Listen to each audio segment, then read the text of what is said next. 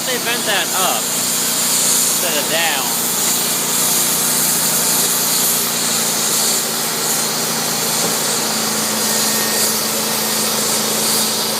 It cruises right through there.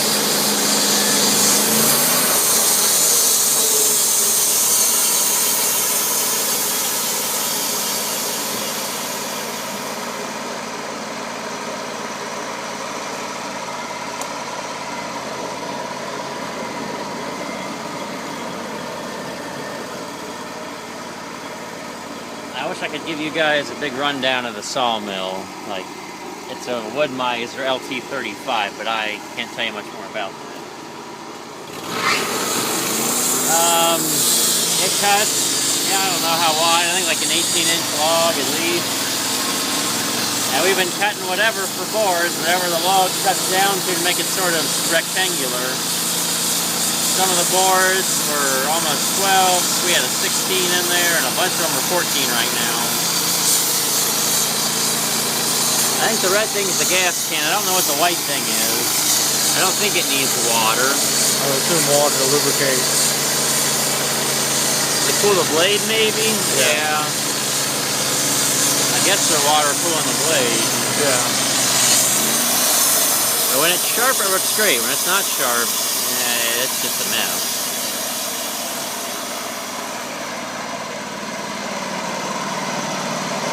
Must be a little more for the refuse pile.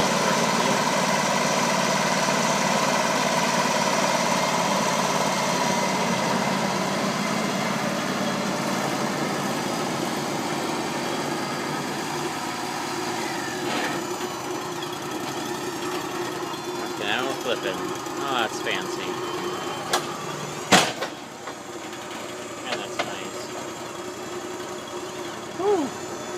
Didn't even have to touch it.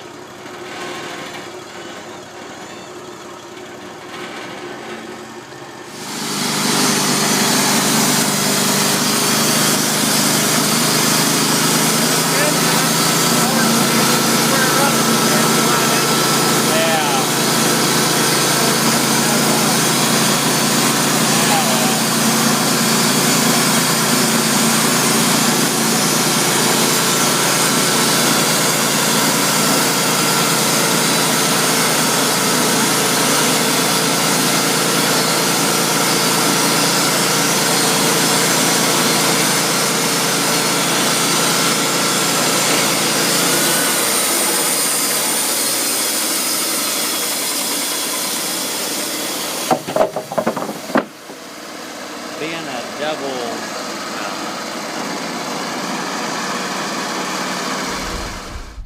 Hello guys, we're back to working on the newly constructed wagons.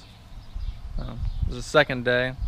I will have some video for you, hopefully that you see before this clip, of the sawmill that I filmed with my phone since I didn't have a camera GoPro with us.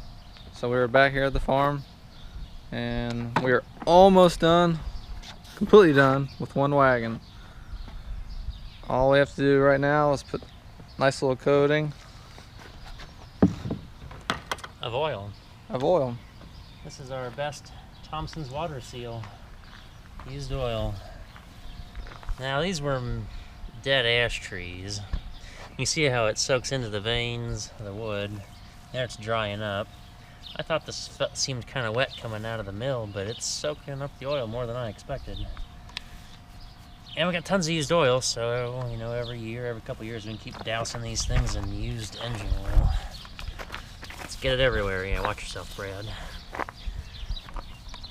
And we came back by the barns because Mom will throw a hissy fit if we get the driveway by the house all oily.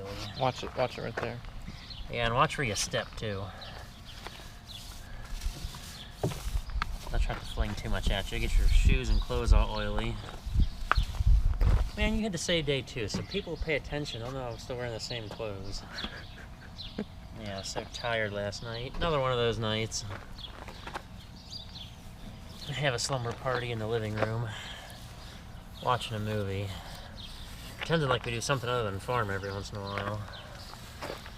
Oh yeah, that's not gonna rust too much. Now, let's see, we finished the other wagon. Well, of course you can't see it behind my truck. So as Jacob is putting fresh coat of protection on the wagon here, this little angle iron piece we put on both sides. Jacob had to drill new holes. Well, he used the same holes on the angle iron. This is the same piece of angle iron we used on the old wagon, but he had to, since the wood wasn't exactly lined up the same as the other wagon, he had to drill a hole, new hole on both sides here. And then I tightened them up with a lock nut and washer on this side. Then to show you where the backboard will go.